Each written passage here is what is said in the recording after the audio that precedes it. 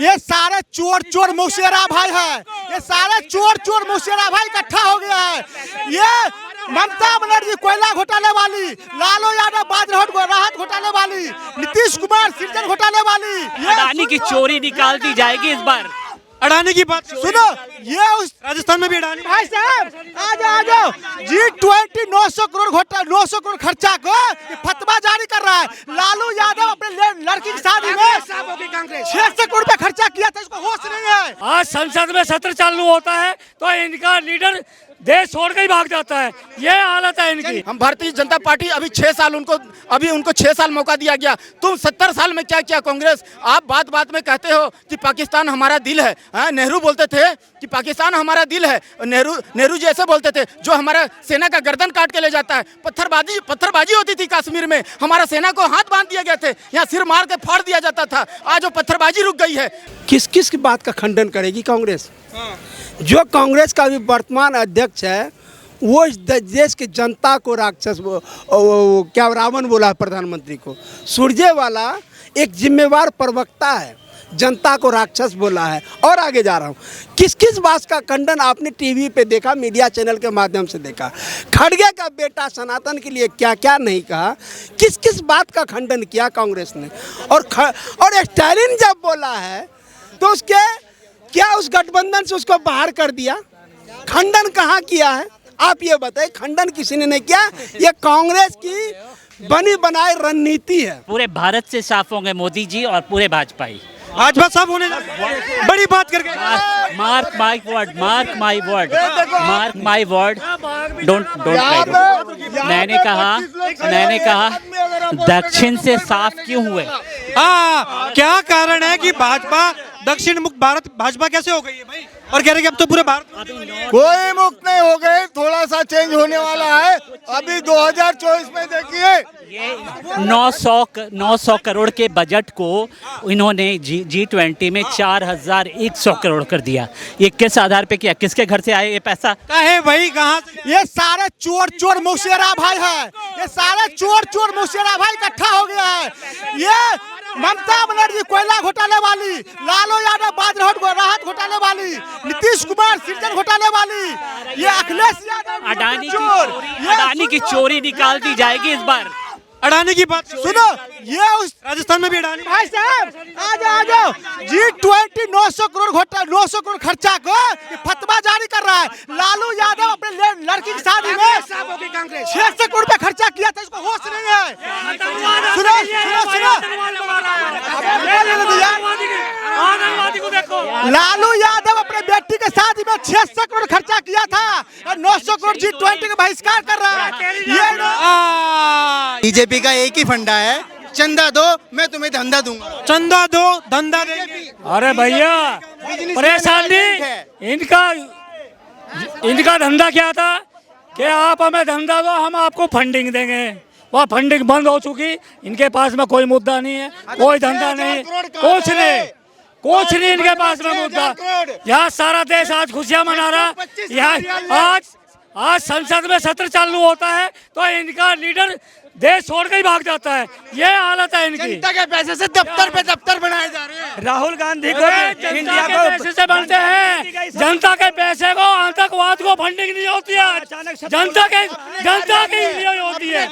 सबको एक बार जल्दी रखिए बात, देखिए जल्दी रखिए। फिर से वही गोल गोल बात है। मैंने बोला 7 में से 4 विपक्ष कैसे ले गया अभी भाई इलेक्शन में, उसका जवाब नहीं। फिर से वही गोल बात है। दूसरा सवाल, अभी एक भाई बोल रहे थे कि मोदी जी हमारे इतने कर्तव्य मतलब इतना कम काम करने में निष्ठावान है कि माँ का अंतिम संस्कार किया चले गए। बहुत अच्छी बात है, बहुत बढ़िया। आप 200 किलोमीटर चले गए, बहुत अच्छी बात है। आप 20 किलोमीटर नहीं आ पाए किसानों से मिलने। आप इलेक्शन का प्रचार करने कोलकाता चले गए लेकिन यहाँ नहीं आ पाए। किसानों के मुद्दे पे आपको क्या लग रहा है? एक सेकंड मैं आ रहा हूँ। आपको क्या लग रहा है किसानों के मुद्दे पर क्या बीजेपी विफल रही है? क्या पंजाब में जो खमेजा भुगतना पड़ा वो क्या किसानों की मारहीन को झेलनी पड़ी है? क्या लग रहा है किसानों के? नहीं, बिल्कुल गलत बात है। ये एक राजनीति का स्टंट था। किसान जो टिकैत जो बोलते हैं ना, टिकैत, और वो किसान उसान नहीं है, वो नेता बनने का उन पे खुमार चढ़ा हुआ था। वो किसान उसान नहीं है, ये सब नहीं। बेकार बात है। एक राजनीतिक स्टंट था, एक राजनीतिक स्टंट था दिल्ली को परेशान कर, दिल्ली वासियों को परेशान करने के लिए, लॉ एंड ऑर्डर का हुलिया बिगाड़ने के लिए। तो एक ऐसा स्टंट कर करके एक मतलब मोदी की सरकार को गिराने के लिए एक ऐसा माने विदेशी फंडिंग आया था, उस पर ये सब चल रहा था, ये सब प्रायोजित था। लेकिन विपक्ष तो ये रोना रो रहा था कि देखिए किसानों की हत्या हो रही है, कई किसानों को मार दिया, टेंट में सोने को आप पंजाब से है, एक सेकंड, आप पंजाब से है, आपने तो वहाँ पे देखा होगा, आपके तो वहाँ से अगर किसान जा रहे होंगे तो आप तो उसके प्रत्यक्षदर्शी होंगे ना। हम तो यहाँ बैठे हुए भाई साहब यहाँ पे, मैं यहाँ पे हूँ, आपने तो देखिए कुछ लोग जो हैं अपने आप को किसान बोल करके आते हैं और लोगों को अपने आप को किसान बोल करके वो प्रायोजित करते हैं कि मैं किसान हूं, लेकिन ऐसा कुछ भी नहीं है। सब खुशहाल है, पंजाब में जितने भी लोग हैं सब अपने अपने घर में अपने अपने बाल बच्चों के साथ काम कर रहे हैं, अच्छे से खुशी हैं। हमारे देश में बॉर्डर में सिपाही, हमारे देश के जवान जो है, हमारे देश के जवान जो है लड़ रहे हैं, आपको सुरक्षा दे रहे हैं हर तरह से। 90% जो है ना सिखों की शहादत है इस देश में 1947 के बाद, तो वो हमारे हर तरह से हम सहयोग करते हैं देश को और मोदी की सरकार को, किसी प्रकार का प्रॉब्लम नहीं है। और हम भारतीय जनता पार्टी को, राहुल गांधी कहा है, कहते हैं कि सिख जो है वो माइनॉरिटी भी और खतरे में भी है, हिंदुस्तान में सिख खतरे में है। हम भारतीय जनता पार्टी को जिताएंगे क्योंकि वो एकदम साफ सुथरा, एक मिनट, साफ सुथरा छवि है। भारतीय जनता पार्टी की साफ सुथरा छवि है। 70 सालों से सिखों को, एक मिनट, 70 सालों से सिखों को सिर्फ भरमाया जा रहा है। 1984 का घाव दिया हमें, हम भारतीय जनता पार्टी को वोट क्यों ना दें? हम भारतीय जनता पार्टी अभी 6 साल उनको 6 साल मौका दिया गया। तुम 70 साल में क्या किया कांग्रेस? आप बात बात में कहते हो कि पाकिस्तान हमारा दिल है।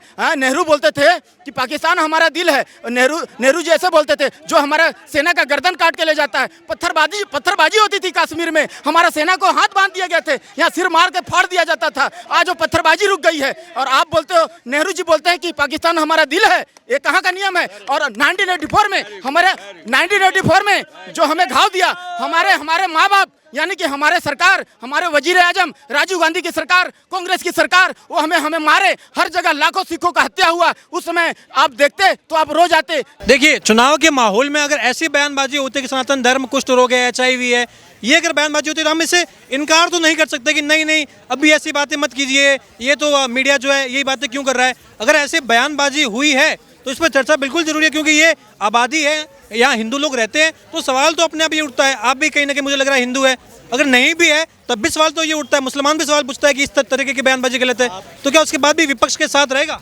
आप उदयनिधि उसके जो भी ये बोला है, इसको विपक्ष ने कंडेम किया, आपको पता नहीं है शायद। कंडेम किया है, मैं आपको बताता हूँ ना, है, हम इसके साथ सहमत नहीं है, सीधी बात है। ऐसी निजी राय करने के बाद में गले मिलना सही है भाई? गले आप ये कह रहे हैं, उन्होंने जब स्ट्रेट फॉरवर्ड स्टेटमेंट जारी कर दिया कि हम इस बात का समर्थन नहीं कर रहे हैं, अब आपको इससे बड़ा और क्या प्रूफ चाहिए? किस किस की बात का खंडन करेगी कांग्रेस? जो कांग्रेस का भी वर्तमान अध्यक्ष है वो इस देश की जनता को राक्षस क्या रावण बोला है प्रधानमंत्री को। सुरजेवाला एक जिम्मेवार प्रवक्ता है, जनता को राक्षस बोला है। और आगे जा रहा हूँ, किस किस बात का खंडन आपने टीवी पे देखा, मीडिया चैनल के माध्यम से देखा। खड़गे का बेटा सनातन के लिए क्या क्या नहीं कहा, किस किस बात का खंडन किया कांग्रेस ने।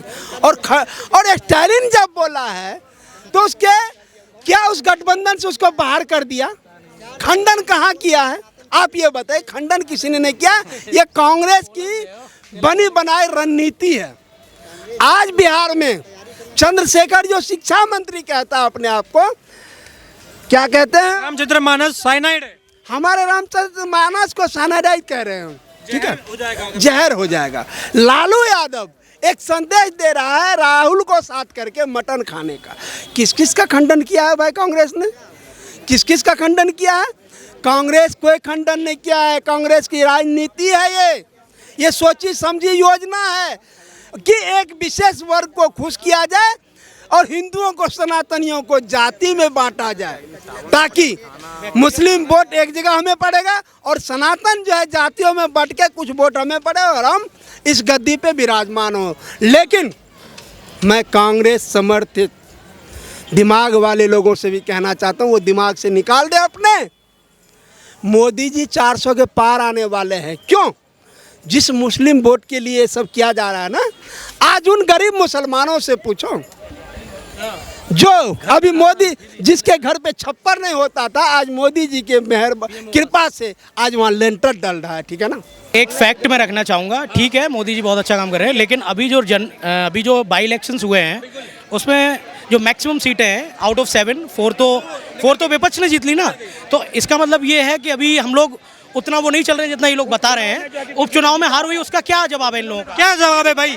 कहीं ना कहीं चुनाव आने वाले तो क्या ये प्री रिजल्ट है क्या? मैं देखिए, ये लोकसभा के चुनाव और राज्य के चुनाव छोटे छोटे टुकड़े में उसके एक अलग दोनों मुद्दे होते हैं। राज्य की चुनाव होती है उसकी अलग दिशा होती है, लोकसभा के चुनाव की अलग दिशा होती है। सुन लो, बोल लेने दो, ये कोई बड़ी बात नहीं है। और जो कह रहे हैं ना, ये फ्री की रेवड़ी बांटने चक्कर में चुनाव को जो ये सोचा जीतने के चक्कर में, उस राज्य का हालत देख लो, क्या हालत है।